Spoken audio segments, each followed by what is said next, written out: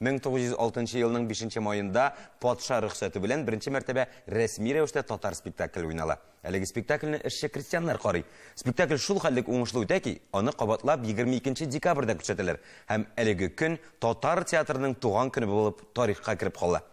Татар театрының атасы булып саналган Габдулла Кариев исемен хәтта Казан театрларының берсе йөртә. Шул театрдан кунаклар килде. Үзләре белән танышыйк. Алар Фирүзә ханым Зиннатуллина, Татарстанның казанган артисты һәм яшь артистыбыз Илфат Гыйбадуллин. Исәнмесез, кунакларыбыз, хош килдегез. Исәнмесез. Сезне якынлашып килүче бәйрәм белән чын күңелдән тәбрик итәм. Беренчедән, ул татар театрының туган көне булса, икенчедән, сез эшләгән Габдулла Кариев исемендәге театрга да ничә яшь? 30 ел. Нәкъ шулай. Фирүзә ханым, менә шул 30 ел театрга, сез театрга ничә ел хезмәт итәсез? 25 еллап. Димәк, инде Кариев театрына 5 ел булганда гына сез аны бергәләшеп, бер аяктан эш башлагансыз һәм бүген дә бергә. Илфат, сезнең хезмәт иткәнгә ничә ел? Минем хезмәт иткәнгә, әгәр дә стойны вакыттан санасак, 5-6 ел була инде. Беренче курстан эшли башлаган идек бергәләп. Бу елгы сезонныгыз премьералар белән шаккат тора, чөнки беренчедән сез яңа биналы булдыгыз. Моны тагын кабатлап котларга кирәк. 30 еллыкка бу бик зур бүләк. Сезнең үз йортыгыз бар.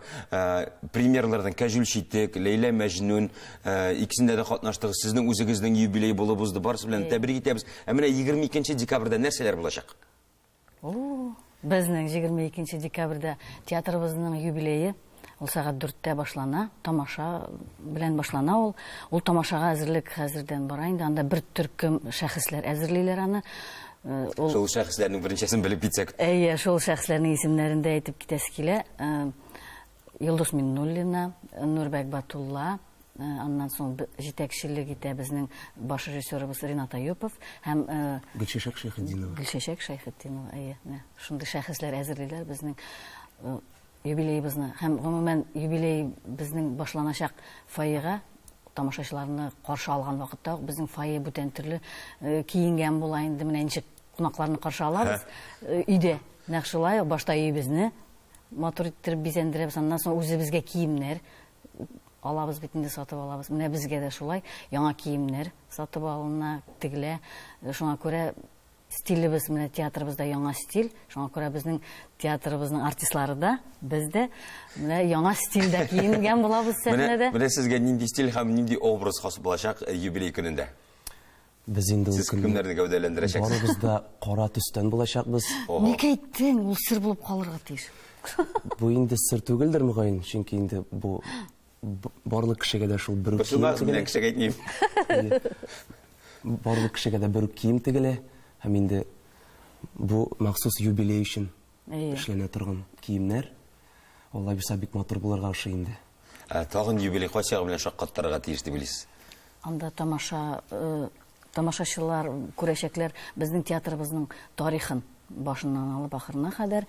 Шунда бик матур тамаша көтелә. Тамаша гына түгел әле, анда безнең фойеда тамашачыларны каршы алалар.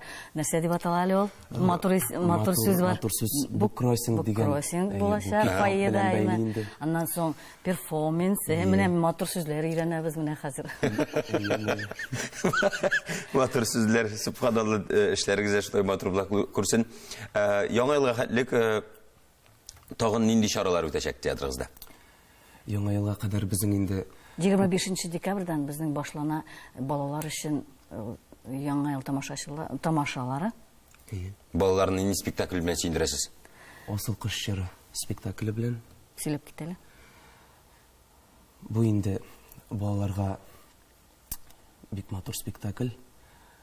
Моның инде сәхнәгә куйды безнең режиссерыбыз Ринат Аюпов. Композитор Зульфия Раупова. Сценарийны язды Рүзәл Мөхәммәдсин. Утыр бишле дип әйтәсез. Һәм син аны кемне башкарасың? Мин бу спектакльдә Тулпар образын башкарган идем. Бу инде ат роле. Сикрә сәхнә буйлап. Әле шундый. Ике батыр җигет анда Менә хәзер тиз генә уйнап күрсәтә аласыңмы? Хәзер үк менә. Менә хәзер үк утырган килеш. Читрәк булыр икән. Менә син ат хәзер. Менә шулайрак инде. Башым менә шулайрак башлана инде. Жаган, Фәрин Станиславский ышанам дип әйтер. Рәхмәт. Так ике аш кебек утырабыз дип. Балалар һичшиксез кызыгып килергә тиеш. Бу көчле чакыру булды. Рәхмәт.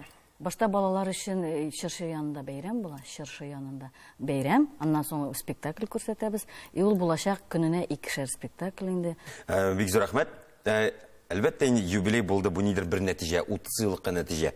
Нәтиҗә бул кабатлап әйтәс килә, бина бүләк ителде, яңа урам, үзәктә, яңа спектакльләр, җитәкчелектә дә яңалыклар бик күп, яңа директор, яңа балетмейстер, үзегез дә дәртләнеп, бөтенләй бер яңа кебек, яңадан башланды кебек сезнең өчен. Ә менә яңа елда Алла бирсә, сез нәрсәләргә үмитләнеп эшләячәксез? Нәрсәгә басым ясаячаксыз? Иң мөһиме сау сәламәт булу. Балалар өчен яңадан яңа спектакльләр булачак безнең һәр вакыттагыча дип әйтә алам. Чөнки без электән-элек менә шул 30 ел дәверендә без һаман балалар өчен күбрәк спектакльләр чыгарабыз. Һәм без Габдулла Кариев исемендәге яшь тамашачылар театры. Габдулла Кариев исемендәге яшь тамашачы театры. Шуңа күрә без балалар өчен иҗат итәбез. Татар телендә. Яңа ел мөгъҗизасына ышанасызмы? Әйе. Мин өчендер менә һаман ышанам. Рәхмәт. Бу да менә кичкенә генә мөгъҗиза булды. Тылсымыбыз безнең студияның. Кунакка килгән өчен бик зур рәхмәт. Юбилейгыз гөрләп булсын, файдалы булсын. Бик күп рольләр иҗат итеп, эшегездән канәгать булып яшәргә насыйп булсын. Амин. Рәхмәт. Бездә кунакта Габдулла Кариев яшь тамашачы театры артистлары Фирүзә